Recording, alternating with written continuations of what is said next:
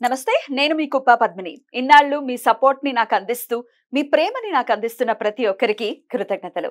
ఇప్పుడు చూడబోతున్న ఈ వీడియో కూడా ఖచ్చితంగా మీకు ఉపయోగపడుతుంది. లైక్, షేర్ అండ్ సబ్స్క్రైబ్ చేసి మీ ఇష్టాన్ని అలాగే మీ సపోర్ట్ ని నాకు అందించండి. అలాగే ఈ వీడియో పట్ల మీ అభిప్రాయాన్ని కమెంట్ సెక్షన్ లో కమెంట్ చేసి నాకు తెలియజేయండి. నమస్తే. Welcome to our channel. నేను పద్మిని. ప్రస్తుతం మనతో పాటు ప్రముఖ ఆధ్యాత్మికవేత్త, ప్రముఖ న్యూమరాలజిస్ట్, లక్ష్మీ నరసింహస్వామి ఉపాసకురాలు శ్రీమతి స్రవంతి గారు మనతో పాటు ఉన్నారు. మాట్లాడదాం. నమస్తే అక్క. నమస్తే పద్మిని. ఎలా ఉన్నారక్క? బాగున్నానమ్మా. అక్క, అనఘాష్టమి వ్రతం చేసుకోవాలి అని మనం పోయిన సంవత్సరం కూడా చేయించాము, మీరు లత గారు కలిపి. మరి ఈ సంవత్సరం కూడా ఆషాఢ మాసం వచ్చేస్తోంది. విశేషంగా అనఘాష్టమి ఏమైనా చేసేటటువంటి ఆలోచనలో ఉన్నారా? ఉన్నాం పద్మిని. చేద్దాం తప్పకుండా. ఎందుకు అనంటే స్వామి అనుగ్రహము ఎలా ఉండాలి అనంటే, సిరి సంపదలు అనేవి తప్పకుండా ప్రతి ఇంట్లోనూ పరిడవిల్లాలి అని చెప్పి అందరం కోరుకోవాలి.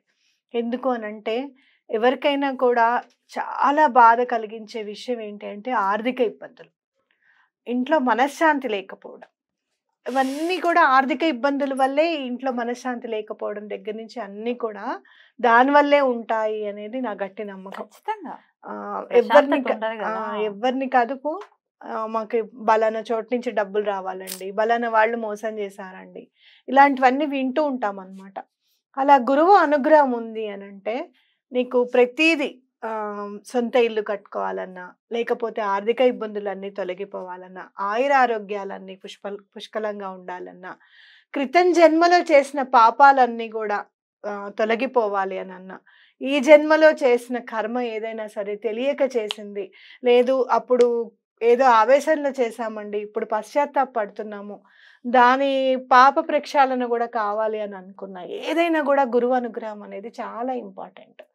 అలాంటి గురువు మనకి దత్తాత్రేయ స్వామి అని మనం ఖచ్చితంగా చెప్పుకోవచ్చు. అయితే ఎప్పుడైతే స్వామి లక్ష్మీదేవితో ఉంటారో ఇంకా అత్యంత కరుణ కలిగి ఉంటారు అని మనం చెప్పుకోవచ్చు.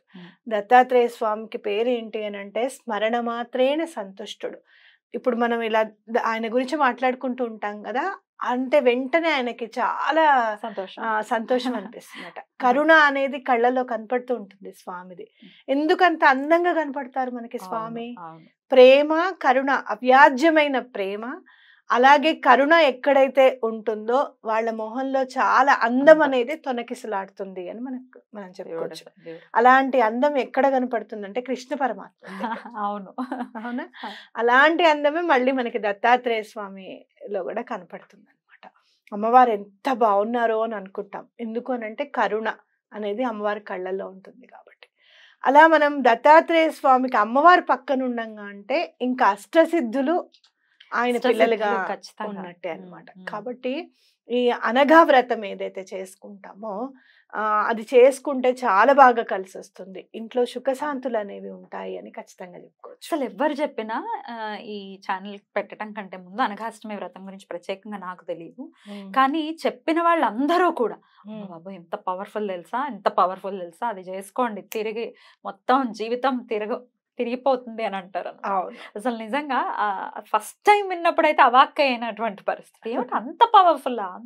అందుకే గణపతి సచ్చిదానంద స్వామి వారు అయితే చాలా విశేషంగా ఈ అనఘాష్టమి వ్రతాన్ని చేయించడం అనేది పరిపాటి మనందరికీ తెలిసినటువంటి విషయం. మరి ఎప్పుడు చేసుకోబోతున్నాం మనం ఆషాఢ మాసం వచ్చే శుక్లపక్ష అష్టమి నాడు చేసుకుందాం. ఎప్పుడు వస్తుంది అక్క? మనకి జూలై 14వ తారీఖు నాడు వస్తుంది.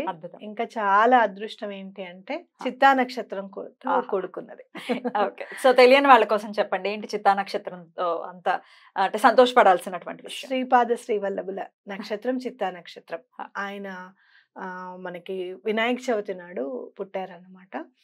చిత్తా నక్షత్రంలో పుట్టారు. అయితే చిత్తా నక్షత్రం నాడు మనం ఏదైనా పూజ చేసుకుంటే దత్తాత్రేయ స్వామిది ఎలాంటి పాపాలైనా కూడా తొలగిపోతాయి.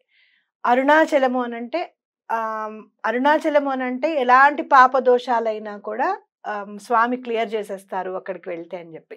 అరుణాచల నామము 3 సార్లు అనుకుంటే చాలుట. ఓం నమ శివాయ మంత్రం ఎన్నోసార్లు జపం చేసినట్టుట. అయితే స్వామి పర్టికులర్ గా చెప్తారనమాట, చిత్తా నక్షత్రం నాడు మంగళవారం నాడు నేను అరుణాచలేశ్వరుని రూపంలో ఉంటాను, ఆ కాంతే నేను అని చెప్తారు స్వామి. కాబట్టి చిత్తా నక్షత్రం నాడు మనం చేసుకుంటే గనక మనం అరుణాచలంలో దత్తాత్రేయ స్వామిని పూజించినంత ఫలితం ఉంటుంది అనమాట. కాబట్టి ఎవరైనా కూడా చిత్తా నక్షత్రం నాడు అనగాష్టమి చేసుకుంటున్నాము అని అంటే అది చాలా అదృష్టవంతులమైతేనే చేసుకుంటాం. ఇంకొక అంటే స్వామి డిసైడ్ చేస్తారు మనం ఎప్పుడు చెయ్యాలి అని చెప్పి. మీకు ఒకటి చెప్తాను, నేను 2016లోనే చేసుకున్నాను, నాకు బాగా గుర్తు అనగాష్టమి వ్రతము. అంతకుముందు 2 సంవత్సరాల నుంచి అనుకుంటున్నాను నేను చేసుకోవాలి అని చెప్పి. కానీ ఎప్పుడు కూడా ఏంటంటే మార్గశిర మాసము శుక్లపక్ష అష్టమి నాడు చేసుకోవాలి అంటే నాన్నగారిది తిథి ఉంటుంది అనమాట, సప్తమి రోజు. ఆ భోజనం చేసిన తర్వాత మనం ఏది కూడా దేవుడి సామాన్ ఏవి తీసుకురాకూడదు అనేది మా ఇంట్లో అంటూ ఉంటారు, మన ఇళ్ళలో అందరూ అనేది.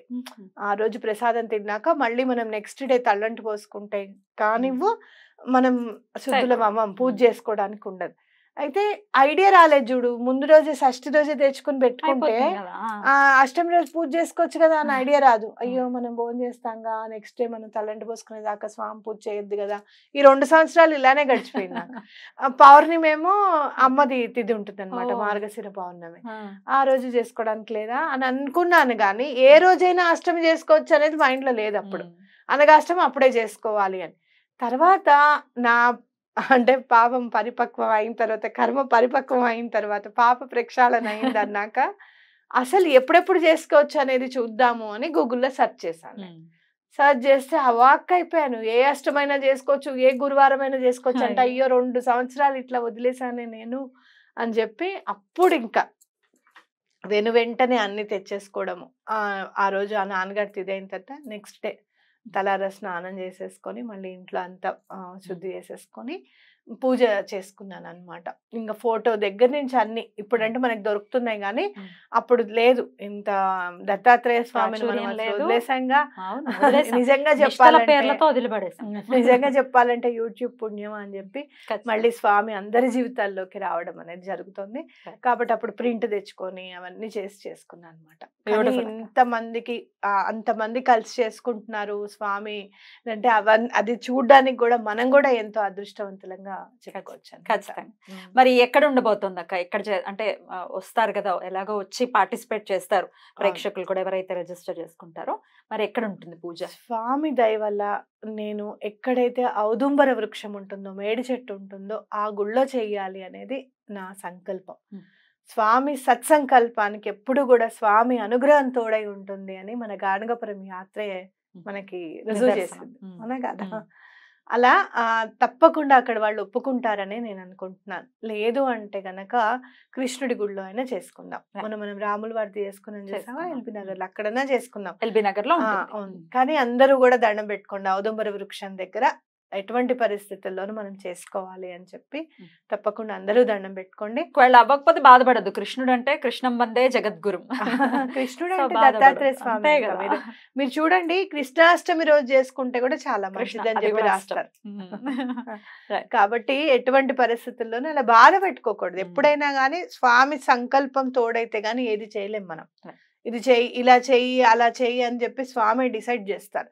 ఇది గానగపురం యాత్ర అప్పుడు కూడా ప్లానింగ్ అనేది మనం వేసుకున్నాం, ఐటనరీ ఇలా చేద్దాం, కానీ స్వామి సంకల్పం తోడైతే ఇంకా బాగుంటుంది పద్మిని అని అనుకున్నాము. పాదుకా దర్శనం అందరూ తెల్లవారుజామున 3ంటికి వచ్చారు పద్మిని, అందరూ వచ్చారు. ఒకళ్ళైతే పాపం ఒక ఫ్యామిలీ రెడీ అయ్యేటప్పటికి టైం పట్టిందట, మేము బయలుదేరిపోయాం బస్సులో.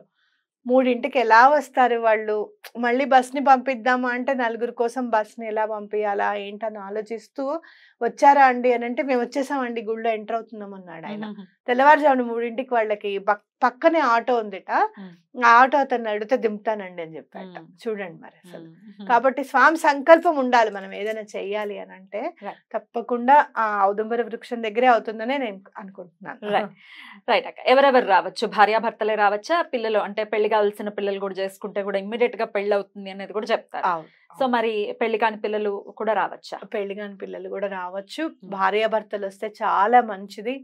ఎవరైతే భర్తలు ఎవరైనా గనక మా వారు వినరండి అని గనక ఎవరైనా అనుకుంటే గనక తప్పకుండా ఈ ఒక్కసారి నా మాటగా వీడియో చూపించండి మీ హస్బెండ్ కి కానీ వైఫ్ కి కానీ. ఇది భార్యాభర్తలు ఇద్దరు కూర్చొని చేసుకుంటే చాలా కలిసి వస్తుంది. ఇది లాంగ్ రన్ లో మనకి ఎంత హెల్ప్ అవుతుంది అని అంటే, అయ్యో మళ్ళీ మనం ఎప్పుడు చేసుకుందాము ఈ పూజ అని అనిపిస్తుంది అనమాట. కాబట్టి తప్పకుండా మీరు చేసుకోవడానికి ప్రయత్నం చేయండి. అద్భుతం. ఆషాఢ మాసంలో అనఘాష్టమి వ్రతం చేసుకోబోతున్నాం కాబట్టి మరి రిజిస్టర్ చేసుకోవాల్సి ఉంటుంది. కింద స్క్రోల్ అవుతున్న నంబర్స్ కి కాల్ చేసి రిజిస్టర్ చేసుకోండి.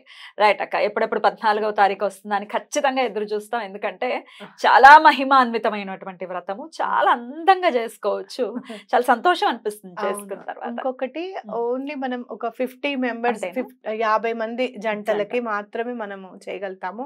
ఎందుకనంటే పూజలో మామూలుగా కూర్చోవడం అని కాదు, వాళ్ళు కూడా కూర్చొని చక్కగా లాస్ట్ టైం నేను వేసాను కదా చార్ట్స్ అవన్నీ కూడా, అవి కూడా నేను ప్రింట్ కి ఇవ్వడానికి ప్రయత్నం చేస్తాను. ప్రతి ఒక్కళ్ళు చక్కగా చార్ట్ తీసుకొని వెళ్ళి ఎప్పుడన్నా మీరు చేసుకోవాలి అనుకుంటే తప్పకుండా చేసుకోవచ్చు అనమాట. రైట్. సో అన్ని పూజా సామాన్లు అవన్నీ ఏం తెచ్చుకోక్కర్లేదు, మనమే అరేంజ్ చేస్తాం. వచ్చి పూజలో కూర్చొని చక్కగా పూజ చేసుకుంటే సరిపోతుంది. అవును.